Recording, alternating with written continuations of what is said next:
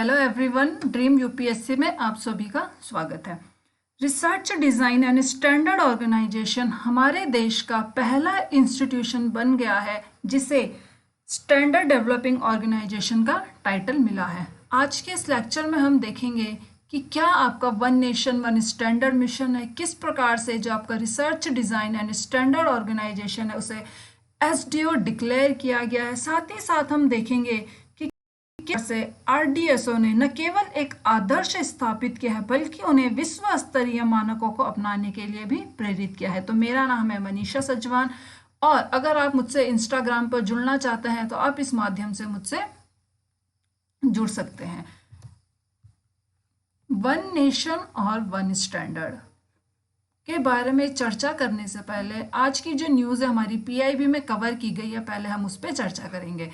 Research designs and standard organisation Lucknow which is वो क्या है आपकी आरडीएसओ, हमारी एक रिसर्च एंड डेवलपमेंट ऑर्गेनाइजेशन है जो आपकी वर्क करती है मिनिस्ट्री एंड डेवलपमेंट के अंदर। आप देख सकते हैं यहाँ पे, ठीक है।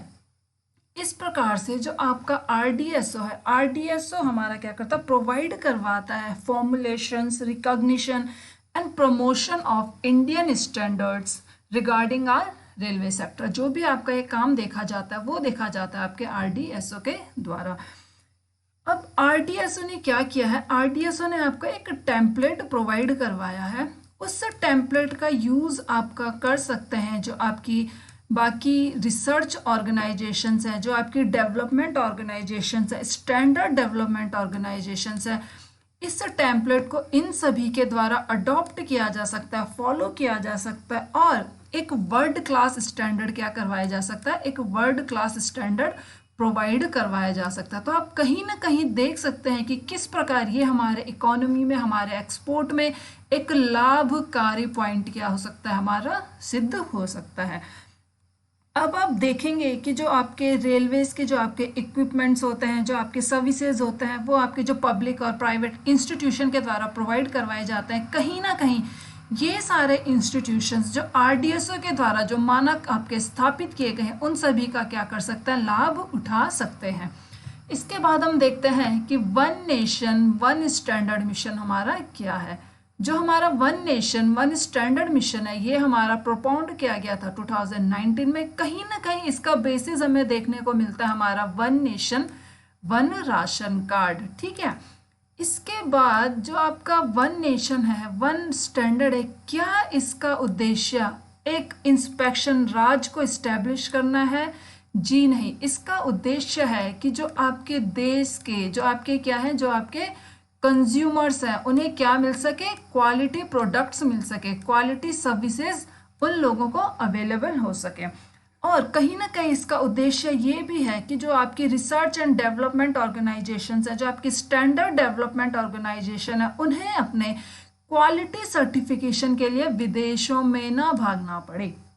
और कहीं ना कहीं ये इंश्योर करवाना है कि जो आपके कंट्री में जो प्रोडक्ट्स हैं उनके क्वालिटी का स्टैंडर्ड क्या है, एक वर्ल्ड क्लास स्टैंडर्ड हमारा होने वाला है। तो ये हमारा है one nation one standard mission. और एक हमारा देखिए एक फोकस, एक बहुत ही अच्छा उद्देश्य अगर हम देखा जाए वन नेशन वन स्टैंडर्ड का, कोई भी अगर आपका नेशन है उस नेशन की जो स्ट्रेंथ है उसके स्ट्रेंथ के कैरेक्टर को हम कैसे आंक सकते हैं, ठीक है। किसी भी नेशन का स्ट्रेंथ है, हम देख सकते हैं कि वह नेशन किस प्रकार के आपका क्या करवा रहा है, क्वालिटी प्रोडक्ट्स, क्वालिटी सर्विसेज आपकी क्या करवा रहा है, प्रोवाइड करवा रहा है कंज्यूमर्स को, या फिर जो आपकी एक्सपोर्ट हो रही हैं। तो इस बेसिस पे हम देख सकते हैं कि उस नेशन की स्ट्रेंथ कितनी स्ट्रांग है या वीक है। अगर हम यहाँ पे आप एक एग्जांपल लें तो आप क्या कर सकते हैं, चाइना कंट्री का एग्जांपल ले सकते हैं, उसके फ़ोन्स का, उसके स्मार्टफोन्स का, छोटी से छोटी चीज़ों का क्या ले सकते हैं आप एग्जाम्पल ले सकते हैं कि क्या आपके चाइनीज़ प्रोडक्ट्स का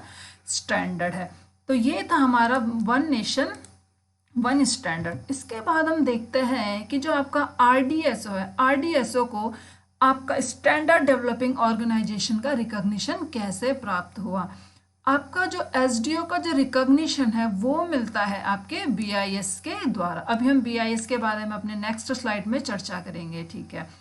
अब जो आपका ब्यूरो ऑफ इंडियन स्टैंडर्ड है ये क्या है, ये प्रोवाइड करवाता है, इसने एक स्कीम लॉन्च की जिसके तहत आपका जो आपके एसडीओज है, कोई भी जो आपकी इंस्टीट्यूशन है, उसको किस प्रकार से आपका एसडीओ आपका डिक्लेयर किया जाएगा, उसके अंतर्गत आपकी सारी क्या लिखी हुई है, प्रोविजंस आपके लिखे हुए हैं।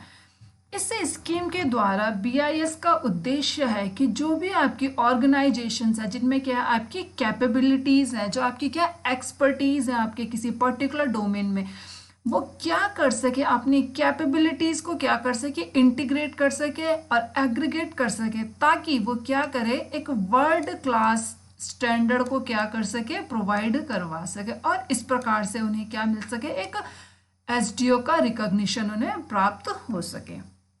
इसके बाद हम देखेंगे अपने बीआईएस के बारे में। बीआईएस हमारी क्या है, एक नेशनल बॉडी है। सबसे पहले हमारा जो बीआईएस एक्ट आया था, बीआईएस एक्ट हमारा आया था कब, 1986 में। इस एक्ट के तहत हमारा ब्यूरो ऑफ इंडियन स्टैंडर्ड को स्टैब्लिश किया गया था। लेकिन हमारा एक नया न्यू बीआईएस एक्ट हमारा एग्जिस्टेंस में आया हमारा कब, 2016 में। जो अभी हमारे प्रावधान है बीआईएस के, वो प्रावधान हमारे बीआईएस एक्ट 2016 के अंतर्गत हमारे बनाए गए हैं। बीआईएस हमारा आता है गवर्नमेंट ऑफ इंडिया की ministry of consumer affairs, food and public distribution के अंदर। तो आपकी बीआईएस किस चीज़ के लिए रिस्पॉन्सिबल है, क्या बीआईएस का उद्देश्य है? तो बीआईएस आपका formulation, recognition and promotion provide करवाता है आपके इंडियन स्टैंडर्ड्स का। किन इंडियन स्टैंडर्ड्स का? जो आपके गुड्स हैं, जो आपकी एक्टिविटीज़ हैं, जो आपकी क्या है क्वालिटी सर्टिफिकेशन है गुड्स का, उन सब के लिए एक स्टैंडर्ड प्रोवाइड करवाता है। ठीक है, अब जो आपका बीआईएस है, इसने फॉर्मुलेशन प्रोवाइड करवा दिया, आपका क्या है एक रिकॉग्निशन प्रोवाइड करवा दिया आपका स्टैंडर्ड डेवलपिंग ऑर्गेनाइजेशन का। तो अब कोई भी राष्ट्र, कोई भी कंट्री इसका फ़ायदा कैसे उठा सकती है? ठीक है, अगर आपके देश में क्या है, कंज्यूमर्स को आपका क्या मिल रहा है, क्वालिटी प्रोडक्ट्स मिल रहे हैं, क्वालिटी सर्विसेज मिल रही हैं, तो कहीं ना कहीं इम्पोर्ट क्या होगा आपका, कम होगा। क्यों? क्योंकि जब उसे क्वालिटी सर्विसेज, क्वालिटी प्रोडक्ट्स आपको अपने राष्ट्र के अंदर मिल रही है, तो कहीं ना कहीं इम्पोर्ट की मात्रा यहाँ पे क्या होगी, कम होती दिखाई दे सकती है। दूसरा उद्देश्य क्या है, जब हमारे देश के प्रोडक्ट्स, हमारे देश की सर्विसेज आपके वर्ल्ड स्टैंडर्ड को compete कर सकेंगे, तो कहीं ना कहीं एक्सपोर्ट में आपका क्या होगा, एक इंक्रीज देखने को मिल सकता है। तो कहीं ना कहीं ये हमारी इकोनॉमी के लिए एक अच्छा फेवर, एक लाभकारी पॉइंट क्या हो सकता है, साबित हो सकता है। तो दोस्तों, ये था हमारा आज का लेक्चर, जिसमें हमने डिस्कशन किया कि किस प्रकार से आपके research design and standard organisation का आपको देश का पहला एसडीओ आपका क्या किया, डिक्लेयर किया गया है, और किस प्रकार से ये आपका जो एसडीओ है फ्यूचर में हमारी इकोनॉमी के लिए एक स्ट्रॉन्ग पिलर आपका साबित हो सकता है।